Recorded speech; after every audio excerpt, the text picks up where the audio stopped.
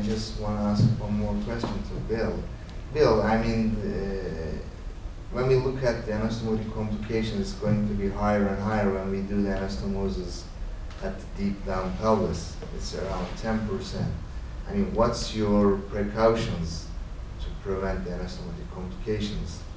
And how often do you divert patients? It's true that the risk of anastomotic leakage hangs like the sword of Damocles over any surgeon who operates on the large bowel, particularly in the pelvis.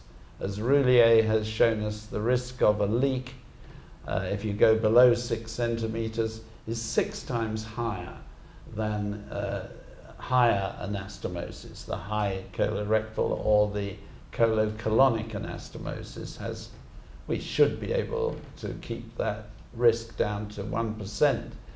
But once you go down in the bottom of the pelvis, you cannot get a 0 leak rate. And this can cause death. It's the commonest specific cause of death related to bowel surgery. It makes sense to defunction the very low anastomosis. Some patients will refuse. It's something you can discuss. Throughout my life, I've moved from being selective about it to invariably defunctioning the low anastomosis after TME.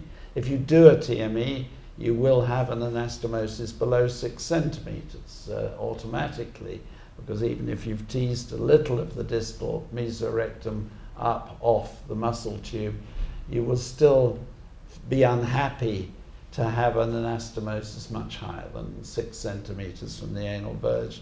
So it follows that most people having a total mesorectal excision will end up with a temporary loop stoma. I personally believe that a loop right transverse colostomy is actually the best for that situation, but there's a minority of papers supporting that view. Brendan Moran and I both hold that view, really. But the loop ileostomy is a perfectly feasible and practical alternative, which is much more popular.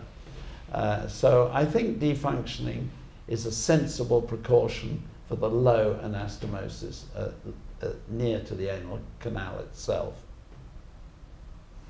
What else? Well, pulsatile blood supply. All of this comes in the relevant part of your excellent DVD that we're producing all together. But pulsatile blood supply, enough length from mobilization of the splenic flexure in almost every case, so that the bowel lies in the hollow of the sacrum, so a hematoma doesn't readily form behind it and become infected and in turn point and cause a late leak. We believe that to be an important cause. Blood supply of the colonic side, as I say, really important. Avoidance of hematoma, really important. We think still bowel prep for the rectal cancer cases.